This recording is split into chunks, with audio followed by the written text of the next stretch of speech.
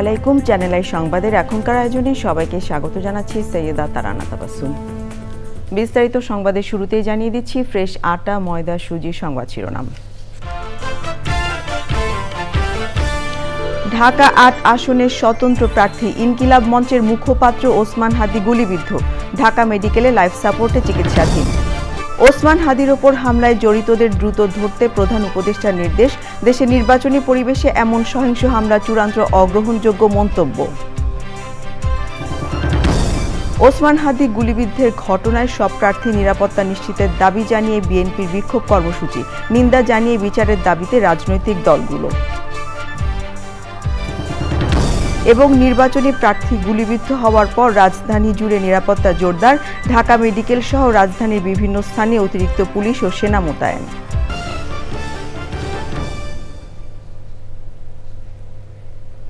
এছাড়া নিটোল টাটা বিশেষ সংবাদে যা থাকছে,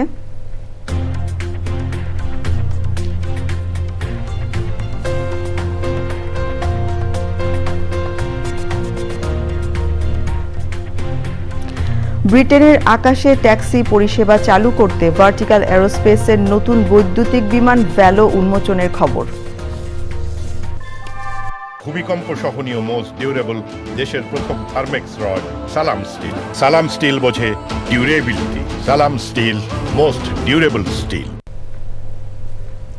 সংবাদ শিরোনামগুলো জানাচ্ছিলাম। এখনকার সংবাদ আয়োজন একই সঙ্গে চ্যানেল আয়ের ইউটিউব চ্যানেলে এবং চ্যানেল আয়ের ওটিটি প্ল্যাটফর্ম আইস্ক্রিনে লাইভ স্ট্রিম হচ্ছে। এবারে পুরো সংবাদ। ইনকিলাব মঞ্চের আহ্বায়ক ও ঢাকা ৮ আসনের স্বতন্ত্র হিসেবে প্রার্থিতা ঘোষণা করা ওসমান হাদী গুলিবিদ্ধ হয়ে ঢাকা মেডিকেলে লাইফ সাপোর্টে চিকিৎসাধীন রয়েছেন। তার চিকিৎসার সবশেষ জানাতে সেখানে আছেন শহীদুল্লাহ রাজু। সরাসরি যাচ্ছি তার কাছে। রাজু, আমাকে শুনতে পাচ্ছেন?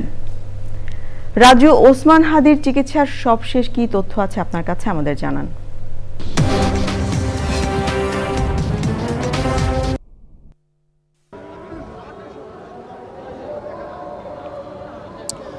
তারানা, ইনকিলাব মঞ্চের মুখপাত্র এবং ঢাকা ৮ আসনের সম্ভাব্য প্রার্থী শরীফ ওসমান হাদী এখন গভীর কোমায় লাইফ সাপোর্টে আছেন ঢাকা মেডিকেল কলেজ হাসপাতালে, সেখানে চিকিৎসাধীন আছেন। এবং আমরা যতটুকু জানতে পেরেছি যে তাকে এখান থেকে সিএমএস হসপিটালে নেওয়া হতে পারে এবং হাদীর অবস্থা খুবই সংকটাপন্ন এবং বিভিন্ন বলে জানিয়েছেন চিকিৎসকরা। এবং তার যে মাথার ভিতর গুলি যেটা ছিল গুলিটি বের করার আমরা সংবাদ জানতে পেরেছি, তবে তার মস্তিষ্কেও কিন্তু ক্ষতিগ্রস্ত হয়েছে বলে চিকিৎসকরা জানিয়েছেন। আমি যদি বিষয়টি জানিয়ে রাখি যে আজকে প্রায় 2:25 দিকে তার নির্বাচনী প্রচারণার সময় রাজধানীর বিজয়নগর বক্স কালভার্ট এলাকায় তাকে গুলি করা হয় এবং একটি মোটরসাইকেলে এসে তাকে গুলি করা হয় বলে জানিয়েছেন ডিএমপির মুখপাত্র মোহাম্মদ তালেবুর রহমান। এবং সেই গুলিটি তার বা কানের পাশ দিয়ে মাথার ভিতরে প্রবেশ করে এবং তার চোখের কর্নিয়া এবং মস্তিষ্ক কিন্তু ক্ষতিগ্রস্ত হয়। এবং এখন তিনি কিন্তু খুবই সংকটাপন্ন আছেন এবং ঢাকা মেডিকেল কলেজ হাসপাতালে দেখতে পাচ্ছেন যে উৎসুক জনতা এবং নেতাকর্মীরা এখানে ভিড় করে আছেন যে হাদীর সর্বশেষ অবস্থা কি এবং তিনি তার জীবন কী রকম থ্রেটের মধ্যে আছেন সেটি জানার জন্য উৎকণ্ঠিত হয়েছেন। এবং বিকেল থেকেই বা দুপুর থেকেই বিভিন্ন রাজনৈতিক দলের নেতাকর্মীরা তারাও কিন্তু এখানে আছেন এবং এসেছেন, ভিড় করেছেন। এর মধ্যে যদি আমি জানিয়ে রাখি যে এনসিপির নাহিদ ইসলাম উনি জানিয়েছেন যে সরকারকে উনি আলটিমেটাম দিয়েছেন যে দ্রুত এই অপরাধীদের গ্রেপ্তার, এবং এটি বলছেন যে এটি লাস্ট চান্স। এরপরে যদি সরকার আইনশৃঙ্খলা পরিস্থিতি কন্ট্রোল করতে না পারে তাহলে তারা আন্দোলনে যাবেন বলে হুঁশিয়ারি দিয়েছেন নাহিদ ইসলাম। এবং তারা এসেছেন এবং বিভিন্ন রাজনৈতিক দলের নেতাকর্মীরা তারা এখানে ওসমান হাদী এখন লাইফ সাপোর্টে আছেন এবং তার অবস্থা খুবই সংকটাপন্ন বলে চিকিৎসকদের সূত্রে আমরা জানতে পেরেছি। এবং তাকে ঢাকা মেডিকেল কলেজ হাসপাতাল থেকে সিএমএসেও নেওয়া হতে পারে এবং তিনি সংকটাপন্ন অবস্থায় আছেন। তারানা।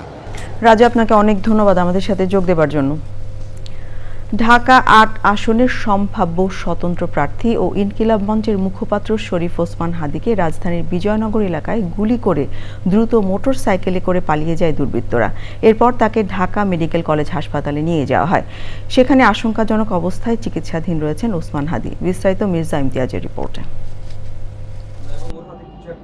রাজধানীর বিজয়নগরের বক্স কালভার্ট এলাকায় ছিলেন ঢাকা ৮ আসনের সম্ভাব্য স্বতন্ত্র প্রার্থী ও ইনকিলাব মঞ্চের মুখপাত্র শরীফ ওসমান হাদি। শুক্রবার দুপুর 2:25 মোটরসাইকেলে দুজন এসে তার মাথা এবং গলার মাঝামাঝি গুলি করে চলে যায়। ওসমান হাদির সঙ্গে থাকা কর্মীরা তাকে ঢাকা মেডিকেল কলেজ হাসপাতালে নিয়ে যায়। ইনকিলাব মঞ্চের নেতাকর্মীরা খবর পেয়ে ছুটে যায় হাসপাতালে। ঘটনার তীব্র নিন্দা জানিয়ে এর দ্রুত বিচার দাবি করেন তারা। ফুলবাড়িয়া বাস স্টেশনে গুলিস্তানে কারা চাঁদাবাজি করে তারা হাদিকে গুলি করছে, এবং মতিঝিলে কারা চাঁদাবাজি করে তারা হাদিকে গুলি করছে।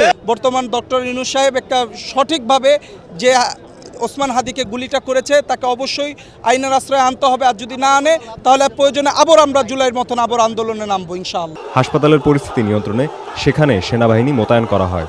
হাদিকে দেখতে হাসপাতালে যান বিএনপির স্থায়ী কমিটির সদস্য মির্জা আব্বাস, জামায়াতের আমির ডাক্তার শফিকুর রহমান এবং এবি পার্টির ব্যারিস্টার ফুয়াদ।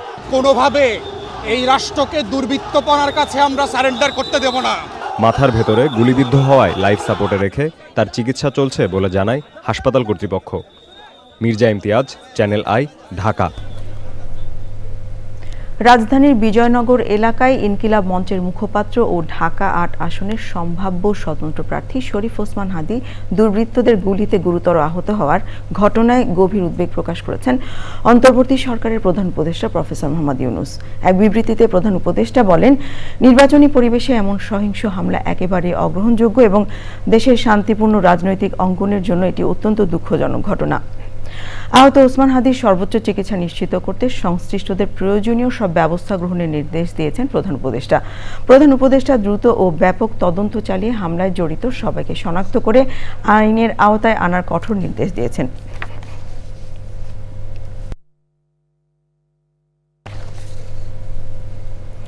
ইনকিলাব মঞ্চের মুখপাত্র ও ঢাকা ৮ আসনের সম্ভাব্য স্বতন্ত্র প্রার্থী শরীফ ওসমান হাদি গুলিবিদ্ধ হওয়ার পর রাজধানী জুড়ে নিরাপত্তা জোরদার করেছে সরকার। ঢাকা মেডিকেল কলেজ হাসপাতালের পাশাপাশি রাজধানীর বিভিন্ন স্থানে অতিরিক্ত পুলিশ ও সেনা সদস্য মোতায়েন করা হয়েছে। তাফিমুল ইসলামের রিপোর্টে বিস্তারিত। রাজধানীর বিভিন্ন স্থানে টহল দিচ্ছে সেনাবাহিনী, বিজিবি, পুলিশ এবং র্যাব সদস্যরাও মাঠে রয়েছে। ইনকিলাব মঞ্চের মুখপাত্র ও আসন্ন জাতীয় নির্বাচনে ঢাকা ৮ আসনের স্বতন্ত্র হিসাবে প্রার্থিতা ঘোষণা করা শরীফ ওসমান হাদি বিজয়নগর এলাকায় গুলিবিদ্ধ হওয়ার পর থেকেই এভাবে নিরাপত্তা ব্যবস্থা জোরদার করে সরকার। ঘটনায় জড়িতদের ধরতে ও নির্বাচনে প্রার্থীদের নিরাপত্তা নিশ্চিত করতে প্রয়োজনীয় সবকিছুই করা হবে বলছে পুলিশ। চেকপোস্ট তো বসছেই, আরো চেকপোস্ট বসবে। আমাদের সিকিউরিটি মেজার্স যা নেওয়ার আমরা সেটা নিচ্ছি। প্রার্থী যারা বা যারা, এদের তো এখনো প্রচারণা শুরু হয়নি, বাট ইভেন দেন কারো স্পেসিফিক থ্রেট থাকলে সেটা আমাদেরকে জানাইলে আমরা হয়তো ব্যবস্থা নেব তাদের জন্য। ঢাকা মেডিকেল কলেজ হাসপাতাল এলাকা, বিজয়নগর, কাকরাইল, মতিঝিল, পল্টন ও শাহবাগ সহ রাজধানীর গুরুত্বপূর্ণ পয়েন্টে চেকপোস্ট বসিয়ে তল্লাশি করছে police. Tafimul Islam, channel I, Dhaka. Service রুলের দাবিতে অনড় অবস্থানে ডিএমটিসিএল এর কর্মকর্তা কর্মচারীরা। দিয়াবাড়ি মেট্রো রেল কার্যালয়ের সামনে অবস্থান করছেন শতাধিক কর্মকর্তা কর্মচারী। সেখানের অবস্থা জানতে মাসুর শাকিলের কাছে যাচ্ছি। শাকিল, শুনতে পাচ্ছেন? শাকিল, মেট্রো রেল কর্মকর্তা কর্মচারীদের অবস্থানের এই পরিস্থিতি আমাদের জানান। যেটি হয়েছে যে সকাল থেকে এই মেট্রো রেলের যে ডিএমটিএসএল কার্যালয়ের সামনে, Dhaka mass transit company limited কার্যালয়ের সামনে প্রায় শতাধিক কর্মকর্তা কর্মচারী নবম গ্রেড থেকে 20তম গ্রেড, মূলত যারা অপারেশনসের সাথে জড়িত মেট্রো রেলের, তারা অবস্থান নিয়েছেন। যেহেতু আজকে শুক্রবার এবং মেট্রো রেলটি মূলত শুক্রবারে চলে হলো 3টা থেকে, সেক্ষেত্রে 3টার পর থেকে মেট্রো রেলটি আর চলেনি, এখন পর্যন্ত চলছে না। তারা যে দাবিটি করছেন যে তাদেরকে বারবার বলার পরও তাদের যে সার্ভিস রুল রয়েছে, চাকরির বিধিমালা রয়েছে, সেটি এখনো পর্যন্ত হয়নি।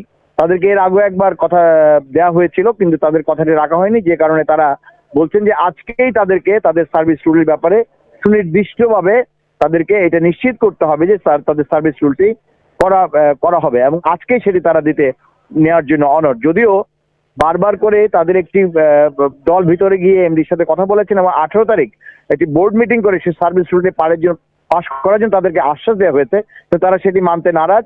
তারা বলছেন যে তাদেরকে আজকেই তাদের সার্ভিস রুলটি পাস করাতে হবে। এখন পর্যন্ত এই অবস্থায় আছে, এখন পর্যন্ত তারা অনর আছেন। শেষ পর্যন্ত কি হয় এখন আমরা বলতে পারছি না। তবে মেট্রো রেল চলছে না, এই জন্য শত শত যারা নিয়মিত মেট্রো রেল যাতায়াত করেন তাদের দুর্ভোগ পোহাতে হচ্ছে এবং তারা বলছেন মেট্রোর এই সার্ভিস রুল পাস না হলে তারা অপারেশনসে ফিরে যাবেন না। শাকিল, আপনাকে অনেক ধন্যবাদ আমাদের সাথে যোগ দেওয়ার জন্য। ইনকিলাব মঞ্চের মুখপাত্র শরীফ ওসমান হাদির উপর হামলায় গভীর উদ্বেগ ও নিন্দা জানিয়েছেন বিএনপির ভারপ্রাপ্ত চেয়ারম্যান তারেক রহমান। দুষ্কৃতকারীদের শনাক্ত করে আইনের আওতায় আনতে সরকার ও আইনশৃঙ্খলা রক্ষাকারী বাহিনীকে সর্বাত্মক সহযোগিতা করতে সকলের প্রতি আহ্বান জানান তিনি। তারেক রহমান বলেন, দেশ অত্যন্ত সংকটের ভেতর দিয়ে যাচ্ছে। একটি গোষ্ঠী আগামী নির্বাচন বানচালের ষড়যন্ত্রে লিপ্ত। এই ঘটনার জন্য তীব্র ঘৃণা এবং প্রতিবাদ জানাচ্ছি।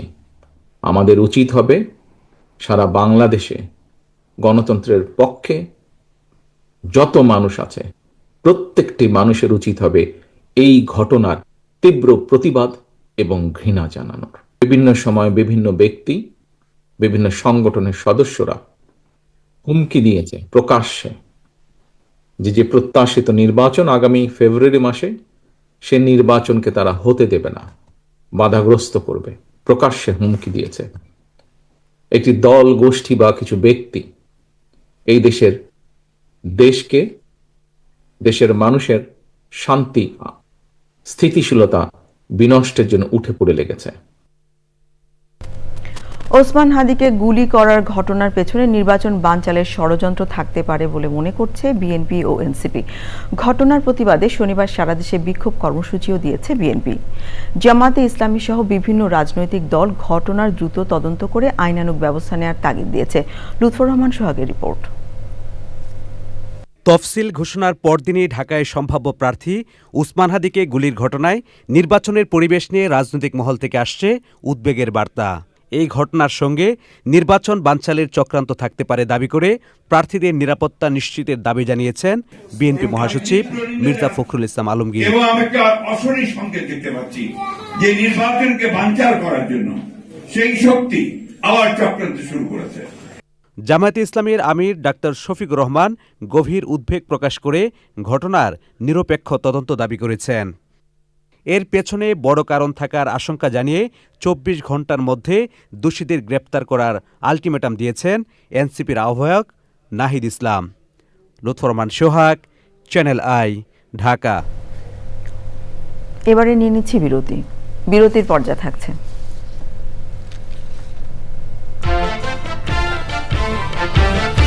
সীমান্তে রক্তক্ষয়ী সংঘাতের মাঝেই থাইল্যান্ডের পার্লামেন্ট ভেঙে দিলেন দেশটির প্রধানমন্ত্রী। 60 দিনের মধ্যে নতুন নির্বাচন।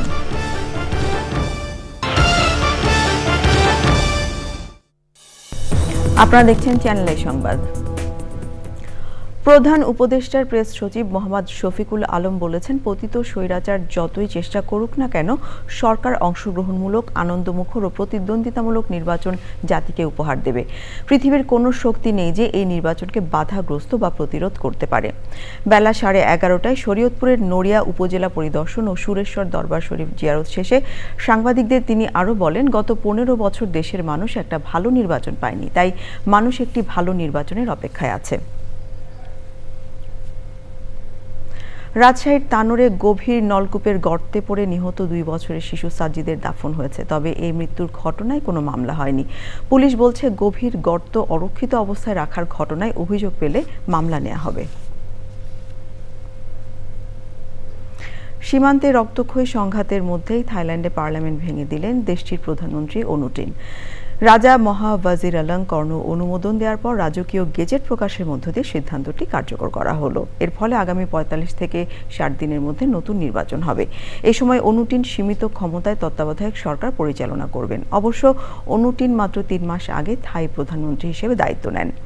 সংসদ এমন সময় ভেঙে দেওয়া হলো যখন থাইল্যান্ড ও কম্বোডিয়ার মধ্যে দীর্ঘদিনের সীমান্ত বিরোধকে কেন্দ্র করে দুই দেশের মধ্যে বড় ধরনের সংঘর্ষ চলছে। সম্প্রতি ল্যান্ডমাইন বিস্ফোরণ ও সংঘাতে উভয় দেশের সম্পর্ক আরও উত্তপ্ত হয়ে উঠেছে। সীমান্তবর্তী এলাকায় হাজার হাজার বাসিন্দা তাদের ঘরবাড়ি ছেড়ে পালিয়েছেন। এবারে নিটোল টাটা বিশেষ সংবাদ।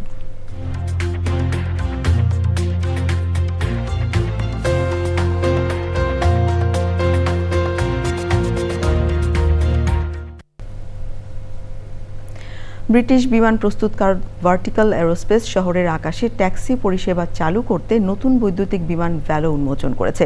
হেলিকপ্টারের মতো উড়তে সক্ষম ভ্যালো 150 মাইল বেগে চলতে এবং 6 যাত্রী ও লাগেজ বহন করতে পারে। নির্মাতা প্রতিষ্ঠান দাবি করেছে এটি যানজট এড়িয়ে স্থলপথের চেয়ে 30 গুণ বেশি কার্যকর হবে। ইতোমধ্যে আমেরিকান এয়ারলাইন্স সহ বিভিন্ন সংস্থার কাছ থেকে শতাধিক অগ্রিম অর্ডার পেয়েছে তারা। তবে বিশেষজ্ঞরা একে ধনীদের জন্য বিলাসিতা বলে মত দিয়েছেন। এবারে পূবালী ব্যাংক বাণিজ্য সংবাদ।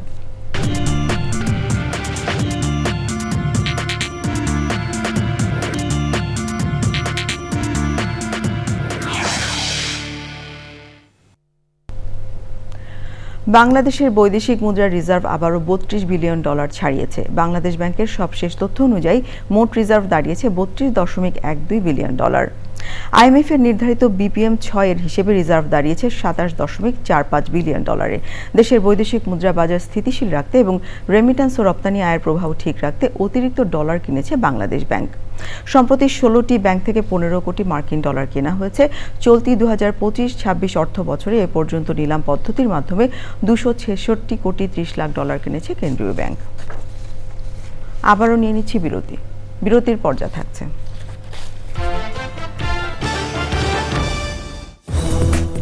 আপনারা দেখছেন চ্যানেল আই সংবাদ। ঢাকা বিশ্ববিদ্যালয়ের ছাত্র শিক্ষক কেন্দ্রে অনুষ্ঠিত হয়েছে ইতিহাস বিভাগের 19তম পুনর্মিলনী।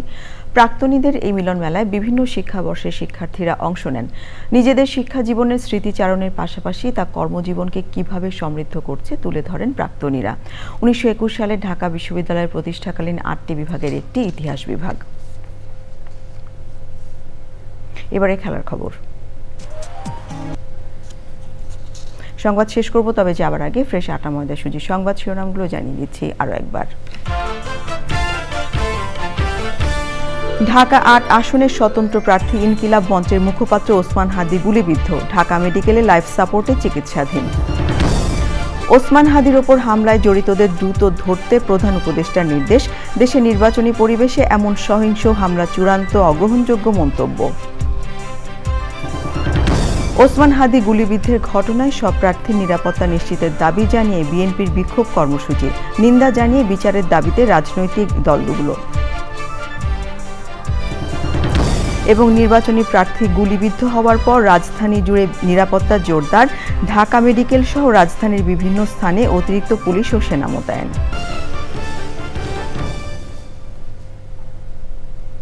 এই ছিল আমাদের এখনকার সংবাদ আয়োজন। ধন্যবাদ সবাইকে এতক্ষণ সঙ্গে থাকবার জন্য।